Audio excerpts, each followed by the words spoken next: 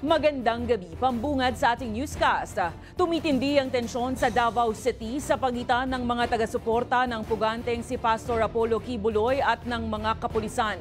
Sa post ng Philippine National Police Region Office 11, nagsimulang maging agresibo ang mga miyembro ng Kingdom of Jesus Christ nang sabihan ng PNP na tapusin na ang kanilang programa na nakaharang sa tapat ng KOJC compound.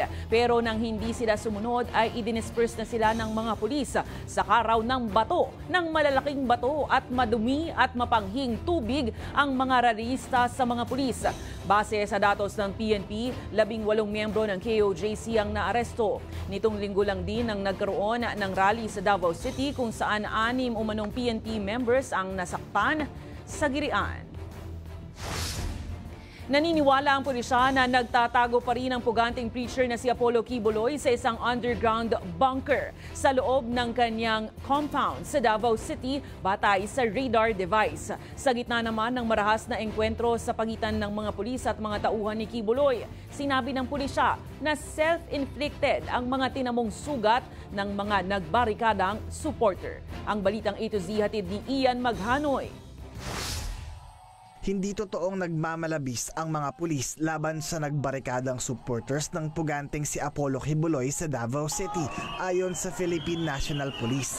Paliwanag ng pambansang pulisya, self-inflicted ang mga sugat na tinamo ng ilang Kingdom of Jesus Christ Church o KOJC members. Meron tayong hawak na video ngayon na meron na sila doon sa isang lugar doon na mismong mga miyembro ang nagsusugat doon sa kapwa nilang miyembro na para ipakita at isise sa mga kapulisan natin. Una nang nagreklamo ang kampo ni Quiboloy dahil sa umunoy paggamit ng mga pulis ng labis na puwersa. May namatay na nga eh. Ilang pang mamamatay para tumigil kayo before you realize that what you're doing is excessive. Claim kaagad nila 7 ang namatay, maraming sugatan, but until now wala po silang napapakita na 7 o 8 bangkay except for 1 po na hindi naman po ito direktang resulta ng pagpasok po natin. Sinikap ng PNP na i-disperse ang mga Quiboloy supporters na nagbarikada sa harap ng kanilang compound. Pero nauwi ito sa gulo na ikinasugat din ng ilang pulis.